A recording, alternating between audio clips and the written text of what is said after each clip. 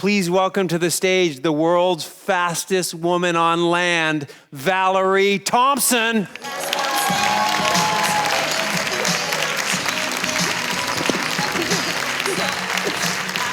Holy cow. Would you like to have a seat? Sure. All right. Here? Yeah. Oh, there. Yeah, Ah, I was sitting perfect. here. Was he here? Did you? That side? All right. Okay, good. All right. So we have time to speak, and I'm going to hope to ask you the questions that everybody wants to know. Okay. Is this your Bliss? This is my bliss. It's my newfound bliss. 10 years in the making. How did you find it? I listened to one person that told me I was out of control on the street riding my motorbike. And he said, you're out of control. Take your bike to the racetrack instead of the street. Did out of control mean like you're hitting garbage cans? No, I was going too fast down Scottsdale Road. Really? Like how fast? Oh, 100-ish. Freeway 100, down the 60 mile per hour zone. And then you said, okay, I'll go to the racetrack. Yeah. I just want to say this, what I'm thinking, which is I think a lot of people would say, oh, maybe I'll just slow it down on the street. But you took the leap and went to the racetrack. Yes. What happened next? I fell in love with the racetrack. I never looked back. I kept doing laps after laps. And I took my fat boy Harley Davidson and just made laps all day. It was so much fun. And the faster I went, the more I wanted to go faster. When's a breakthrough moment after that where you go, this maybe is bigger than even I thought? It was from a gentleman, his name is Rick Hatch, he owned the Harley Davidson dealership in Arizona. And he said, Valerie, I'm at the Harley Davidson dealership convention. He said, if I buy this bike, will you race it for us? And everybody wanted to race the V-Rod, a custom-made V-Rod that Harley Davidson made, race ready, wheelie bars and all, 7 feet long. And I was jumping up for joy. I could not wait to get my legs over such power. And that's when it started. You remember that first ride? I do. Where was it? Down at the track down there? Yes, it was in Phoenix at a racetrack there. And it was one of the scariest things I've ever done. Why? You know, at the time I didn't know why. I just fell in love with speed. I just felt like my passion, found me for my passion for speed. And that's why I do it. What was your job right before you discovered your need for speed? I was in the banking industry for 13 years, and I got laid off, and I was just completely destroyed. I had just bought a house, and I was like, okay, well, I've worked here 13 years. I'll have a good severance pay. I'll get a job in a bank, another one. And I said to myself, I don't really want to go back in there if I don't have to. I want to do something outdoors. I want to do something fun. And at the time, I wasn't even a motorcycle rider. That's when I started riding my motorcycle, because one guy asked me to go for a ride on the back of his Harley. And when I got to his house, he changed his mind, and he said, your jeans will scratch my fender. And he says, but you could go get a Harley Davidson and you can go ride. You can go buy one. I'm like, yeah, on my unemployment. Yeah. Well, I had some money saved aside because I was just that kind of a banker, right? Yeah. I did go to the dealership. He brought me down that same day. And that's when I started to ride a motorbike. I said in my talk, some things will capture your head, some things will capture your heart. Do you feel things, do you experience your bliss in your head, your heart? Like, where do you experience the call to bliss? I have the angel on one side and I have the devil on the other. And they're always there. And what's that mean? And that means like one of them saying, go faster, or one of them saying, yeah, you can do that. One of them says, oh no, you're not. Oh, so like bliss and fear? Yeah. Okay. What are we looking at here, Valerie? This is at the Bonneville Salt Flats. I was racing at the time a BMW S1000RR, which is a sport bike. And we're at Utah, which is the Bonneville Salt Flats. And I've been 217 miles per hour on that wonderful machine on a sit-on bike. What's it like at 200 plus miles an hour? What's going on for you? It's the best feeling in the world. Like there's just really no feeling but my heart just pounds away. And when I'm done, liquid adrenaline through my veins, like the speed blood it's in my vein. I was born with a DNA called speed, the right kind. So you're living in total alignment with something that feels like your DNA. Yeah. Oh. Hey, Val, so I really love to track stories, and in a story, I can picture that now suddenly someone asks you to ride a bike and you're down at the track, but almost nobody knows, well, how does that become, now I'm pursuing the record? Like, how did that happen, where it goes to a whole nother level, and it seems like it becomes a professional pursuit of the best in the world? Like, because how many people are down at the track that don't end up in that? What made the difference? Me. I just, the more I do, the more I want, faster I want to go. So meaning there could be a lot of people at the track, but you just seem to have something that says, I want to go faster, I want to go faster, I want to go faster? I detune everybody. It's just me and the machine. I don't think about anything else. Okay. I think about what I have to do. There's a lot of money involved in this sport. Look at this. Yeah. I understand that sponsorship is a part of you getting to do your Bliss thing. So that would be a major obstacle for people. It didn't sound like you had a ton of money. No. I don't have any money. Yeah, no. So how do you get on a racing circuit? Just because you want to go fast doesn't mean you can pay for going fast. Like where'd the money sponsorship come from? Everything happens behind closed doors, and I work so hard day and night at the marketing, promoting Valerie Thompson and our team. And that's really where the hard work is. The easy work is in that cockpit all by myself with nobody telling me what to do. Right. When you needed a truck and trailer, when you needed your first truck and trailer, how did you get it? Well, I sold my BMW real quick. I bought a used truck, beautiful truck, Dodge Dually, love it. And then I said to the dealership, I said, well, can I borrow your trailer? Because I don't have a trailer, I don't have tools. And he says, well, you can use it for a couple of months, but you'll have to get your own. So I did.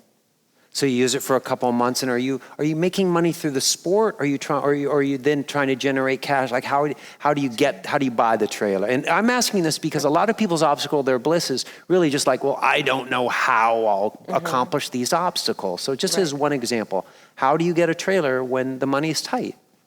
I've always saved my money, so I've invested my own money into what I do now, and. Yes, it does run out really quick because I always say I'm broke before I left.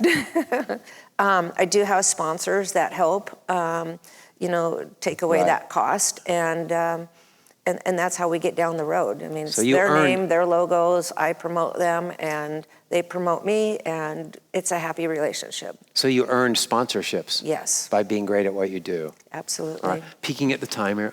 Valerie, tell us about this. This is a Dennis Manning and John Jan's creation. It's a motorcycle, and it has two wheels. One of them's up there, and the other one's way back there. And this is sitting on a transportation, how we move this vehicle around. We stick a stick in it and kind of press a button, and it moves. Because the streamliner is about 1,500 pounds. It does not turn very well. And I sit right underneath where it says Bub. That's where my cockpit is. And I stop with 3 parachutes. Well, 2 parachutes, and if I need the third one, the oh shit one. That's what I use. The oh shit. It's a wonderful machine. It's, we're hoping to go 400 miles. I've been 328 miles per hour. I've crashed at 363 miles per hour. So that thing went straight up, upside down, and ended up on my head with the cockpit off, but I'm totally strapped inside. It rolled twice, and then I slid for about a mile. I walked away from it, had a mild concussion, bit my tongue. When did that happen? Damaged my legs. That happened this year in March. We took the whole entire team to Australia, and we shipped the bike through a container, through the shipping, so it went in the sea. And then we raced, and we set a record, and we came home with the bike in pieces. And you set a record? So now we need sponsors for now more than anything, because yes. And you set a record? And I set a record at 328 miles per hour, which makes me officially the world's fastest female. Thank you. First of all, the fact that you wrecked going 300-something miles an hour in March and that you're sitting here with us today, you know, from all of us to you, I'm so glad you're sitting here and you're in great shape. And, Thank you. and talk about...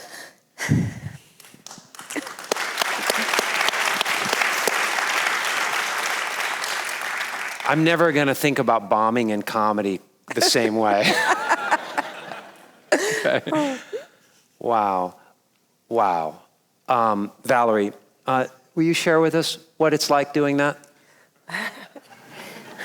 It looks like I'm scared, doesn't it? Well, I am. You know, this is my happy place. This is where I get to put on a show for you all. This is what I get to do. And it takes a special person to do this because we're not all built with DNA like I have. But you're in alignment with your DNA. I am. That's bliss, right? Yes. Total alignment. Well, if you had to kind of put a number or measure to it, how much more joy do you experience doing this than you did in banking? How would you describe the difference in life, honestly? This makes me happy. I mean, working in the bank was like my favorite job in the world. And I, you know, started at the beginning and I worked my way up out of all those years. And I was like, I'll be a banker all my life. I'm going to be just like my aunt. She was in the banking industry for 35 years. And, you know, I was like, that's where I'm going to go. But this year, you know, I want to retire after 400. I told my husband I was going to retire at 200. Oh, no. And I said, can I just go 350 and be done? Now I want 400. So we really want to be the first motorcycle and the first team to ever go 400 miles per hour. And that's our team. There's a few people missing, but we have a crew of 18.